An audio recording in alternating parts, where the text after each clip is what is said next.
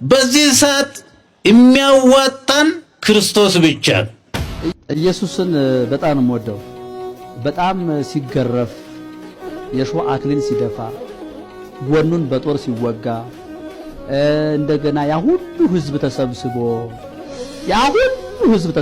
ይሰቀል ሲል ይህን ያህል ምን አድርጎ ነው? ኢየሱስ ክርስቶስ አስታራቂያችን ነው። አስታራቂ ነው። ከሱ ውጪ አስታራቂ የለም። ደግሞ የሞት መውጊያ ኃጢአት ከሆነ የኃጢአት ኃይልና መነሻ ደግሞ ትእዛዝ ከሆነ ሕግ ከሆነ ምን ይዋጠን? አሁን በአዲስ ኪዳን ከዚህ ነው የገላገለን የኛ ጌታ። ኢየሱስ ማለት የመጨረሻ የእግዚአብሔር ኃይል ነው።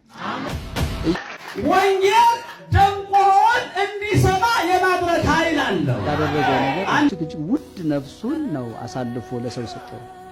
እሱ በእግዚአብሔር መልክ ሲኖር ሳለ የባሪያን መልክ ይዞ ራሱን ባዶ አድርጎ መገለጡ የመጨረሻ ትልቅ ሞት ነው። ሰው ሆኖ መገለጥ እንደውም ከሰው በታችም ሆኗል። ለመስቀል ሞት የታዘዘ ሆኗል።